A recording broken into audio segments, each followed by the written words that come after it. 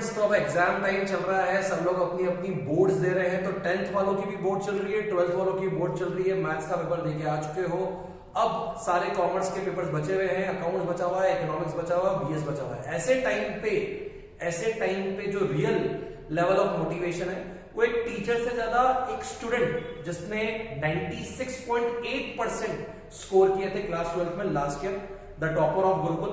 अगर आप उनसे उनकी एग्जाम टाइम स्ट्रेटेजी पूछते हो तो वो ज्यादा यूजफुल होती है। रीजन नहीं मैं आपको बता पाऊंगा कैसे पढ़ना चाहिए, क्या करना चाहिए, लेकिन हो सकता है कि हम भी बाय डिफॉल्ट कुछ पुराने हो चुके हैं जिसने लास्ट ईयर इस चीज को अचीव किया है, सक्सेस को अचीव किया है। और जो वो नंबर लाए गए हैं वो ऐसे ही नहीं लाए जाते, उसके लिए अच्छी खासी मेहनत करनी पड़ती है, अच्छी खासी डेडिकेशन देना पड़ता है, एक स्ट्रेटेजी बनानी पड़ती है। तो आज है मेरे साथ Sujal, my brother cum my student. तो अपन सुजल से प्योर एग्जाम टाइम वाली वाइब और एग्जाम टाइम वाली स्ट्रेटेजी के बारे में बात करेंगे। तो Sujal how are you? I am very good and firstly thank you for such an intro. Okay, तो this was a good intro of Sujal. So Sujal के 96.8% थे क्लास 12 में with 97 in economics, 97 in accounts.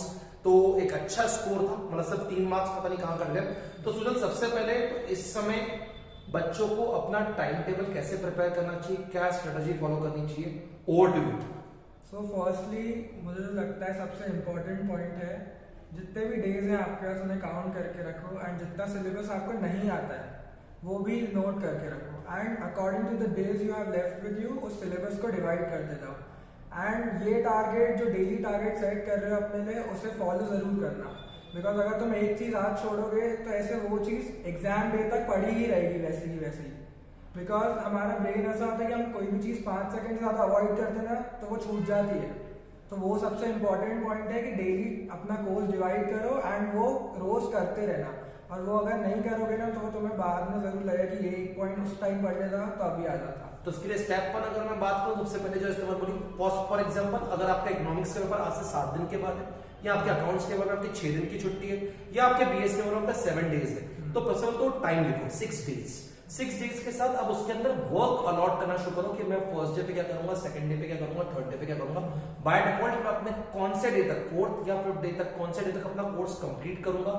Then मैं कितना टाइम अपना sample papers के लिए दूंगा, कितना टाइम अपना रिवीजन के लिए दूंगा, मैं एमसीक्यूज पे कितना वर्क टाइम स्पेंड करूंगा, मेरा ओवरऑल वीक चैप्टर्स कौन से जो मुझे नहीं आते हैं, मेरे स्ट्रॉन्ग चैप्टर्स कौन से, एग्जाम में कितना वेटेज किस चैप्टर का है, वैसे डिवाइड किया जाए। This is the first thing जो सुजल ने बताना चाहिए। सुजल एग्जाम में जब आप पेपर राइट करते हैं तो पेपर में अगर 97 मार्क्स आया मतलब बट ऑब्वियसली बात है गलतियां कम हुई होंगी या गलतियां नहीं के बराबर हुई होंगी। तो सेकंड इंपॉर्टेंट क्वेश्चन पहले तो इसको और कंटिन्यूस कर सकते हैं कि एक बार वो वर्क डिवाइड कर लिया तो कैसा डेडिकेटेडली पढ़ना रहता है, क्या क्या चीजें छोड़नी रहती है, मतलब मोबाइल का यूज हो गया, दूसरी चीज हो गई, मतलब बहुत सारे डेविएशंस को मिनिमाइज करना पड़ता है। तो वो कैसे किया था पहले उस पर जाते हैं, फिर हम इस बारे में बात करेंगे कि पेपर में लिखना कैसे। सो फर्स्टली एग्जाम टाइम पे तुम्हें हर चीज याद आ जाएगी, मुझे ये भी करना था, मुझे ये भी करना था, तो वो चीज थोड़ा अवॉइड करना। एंड जो लोग बोलते हैं कि अभी बहुत सारे नए सिस्टम आ रहे हैं, जैसे पोमोडोरो सिस्टम बहुत फेमस है कि 25 मिनट पढ़ो 5 मिनट ब्रेक लो, वो बिल्कुल भी रियल लाइफ में वर्क नहीं करता है। वो जैसे दिखावे के लिए बहुत अच्छा है बट वो वर्क नहीं करता है। अगर तुम्हें सही में अच्छा स्कोर करना है तो तुम्हें एटलीस्ट 1.5 आवर एक जगह टिक के बैठना ही पड़ेगा। एंड तुम उस टाइम पीरियड के लिए सोशल मीडिया वगैरह भूल जाओ, एकदम जीरो मत करो, थोड़ा बहुत फ्रेंड से बात करना जरूरी होता है ताकि पता चले कि वो भी कितना पढ़ रहे हैं क्या नहीं पढ़ रहे हैं, बट वो सब चीजें अवॉइड करना बहुत जरूरी है। एंड इस टाइम सबसे ज्यादा डिस्ट्रैक्टिंग चीज होती है अगर तुम्हारी फैमिली में कुछ हो रहा है तो। फॉर एग्जाम्पल मेरी बहुत बड़ी फैमिली है तो ऐसा तो है ही नहीं कि मतलब her out of 12 months her time कुछ ना कुछ चल रहा होता है। तो अगर तुम्हें उस टाइम एग्जाम टाइम पे अपनी पढ़ाई को प्रायोरिटाइज करना पड़ेगा एनी हाउ। तो इन सब चीजों के जब तक तुम स्टेप नहीं लोगे ना तब तक तुम आगे बढ़ ही नहीं पाओगे। अब इसका इनपुट लें तो सबसे पहले बात तो सिटिंग टाइम एक्सटेंड करो। स्टेप 2 जो इंपॉर्टेंट है कि अगर आपको लगता है कि आप ऐसे बच्चे हो बिल्कुल मछली समान मचपल वाले कि मैं हर आधे घंटे में उठ के ब्रेक लूं, घूमूं फिरूं, तो उस चीज पे वर्कआउट करना पड़ेगा। कम से कम 1.5 से 2 घंटे की एक टाइम पे सिटिंग बहुत जरूरी, फोकस बढ़ा हुआ रहता है। और इवन वो फोकस आपको एग्जाम हॉल में भी चाहिए रहता है क्योंकि आपको 3 घंटे कंटिन्यूअस पेपर लिखना है। तो अपना सिटिंग टाइम को पुश करो, 1.5 से 2 घंटे के पहले आप नहीं उठोगे। और मैं तो बोलता हूं अगर आप 2.5-3 घंटे तक का स्लॉट बनाते हो तो वो भी इसलिए अच्छा है कि एग्जाम में आपको 3 घंटे बैठना है। तो एक इंपॉर्टेंट बात सर, सेकंड पॉइंट जो आपने बोला, सोशल मीडिया को अवॉइड करें। फ्रेंड से थोड़ी बहुत बातचीत कर सकते हैं, सोर्स ऑफ मोटिवेशन होते हैं, लेकिन कभी कभी सोर्स ऑफ वो डीमोटिवेशन होते हैं, उसका इतना हो गया मेरा अभी तक नहीं हुआ, उसी तरह आप एंजाइटी में आ जाते हो। वैसे अगर वो एंजाइटी अच्छा वर्क कर रही है, आपको पढ़ने के लिए मोटिवेट कर रही है, तो अच्छी बात है।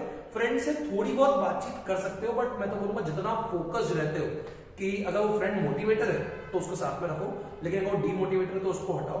फैमिली टाइम कम करना पड़ता है, पापा मम्मी से बातचीत वाला टाइम, घर में भाई बहनों से बातचीत वाला टाइम, थोड़ा एक अपना एक फनल, अपना एक होल बनाना पड़ता है जिस गढ़ से आप बाहर ना निकलो, और उस गढ़ के अंदर जब तक रिजल्ट ना आए, जब तक एग्जाम देके ना आ जाओ पूरी सीबीएसई की, तब तक आप उस अपने गढ़ में रहोगे तो अच्छे रिजल्ट आएंगे। एक बात ध्यान रखना, जब तक आप अंधेरे से नहीं गुजरते हो तब तक उजाला तो इजीली नहीं मिलता है।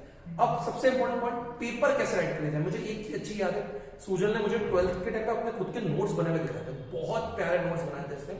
तो अभी तो खैर नोट्स अब बना सकते हो कि नहीं, वो तो मुझे ही बना के देने पड़ते हैं बहुत सारी आजकल पीपीटीज, बट एग्जाम टाइम में कैसे लिखना है।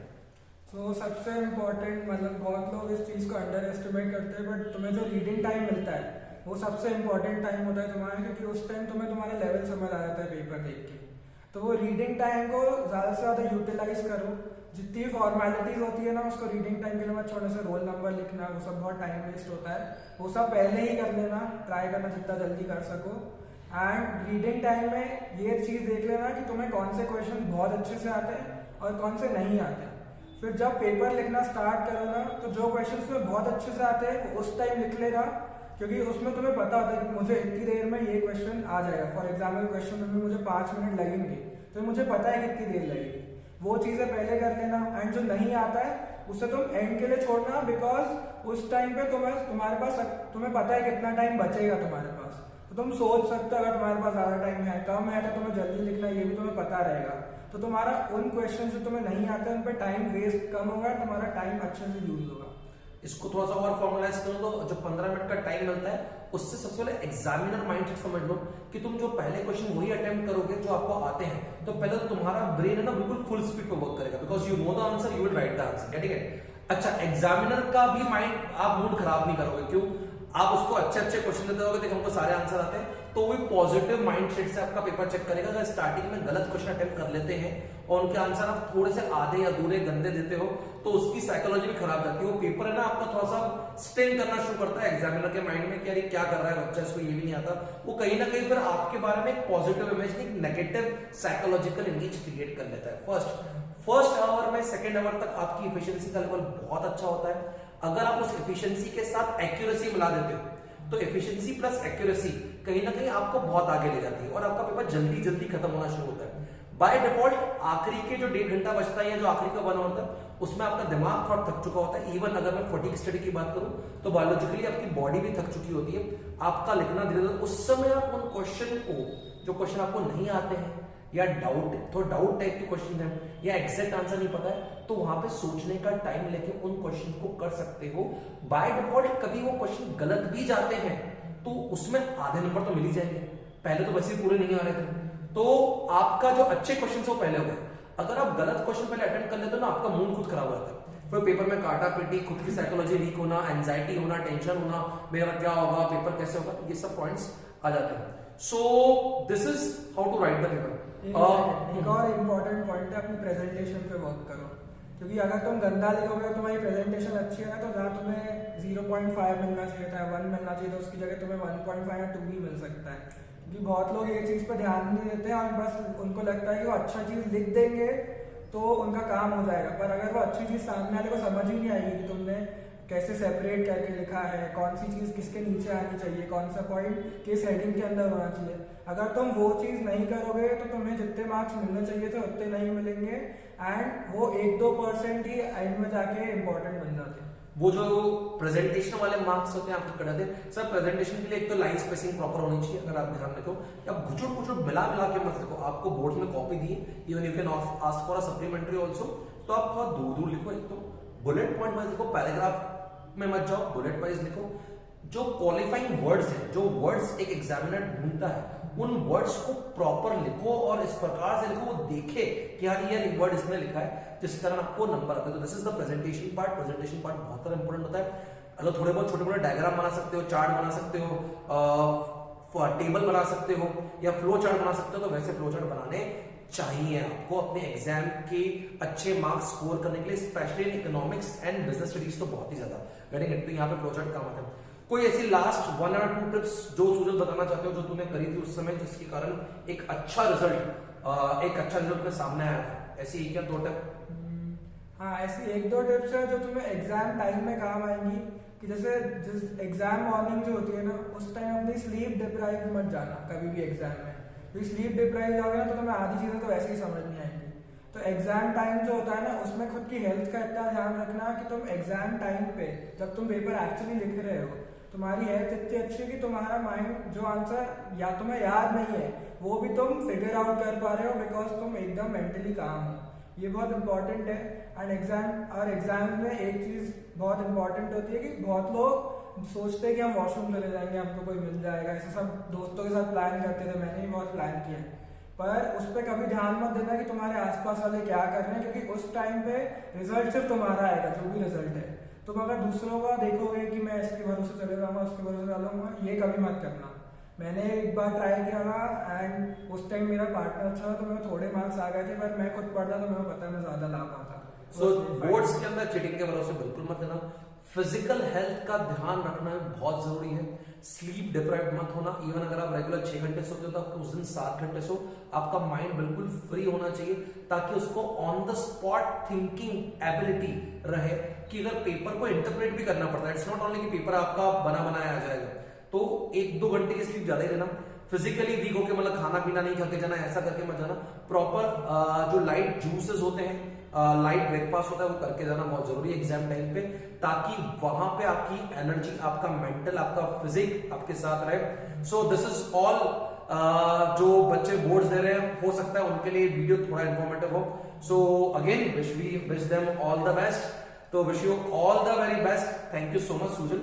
कि Sujal is right now in Hiranandani college. तो ये मुंबई से टाइम निकाल के आया और मिलने आता है तो बहुत अच्छा लगता है। So I am proud of him being my student and for this video also. Thank you so much. Have a nice career, nice life ahead.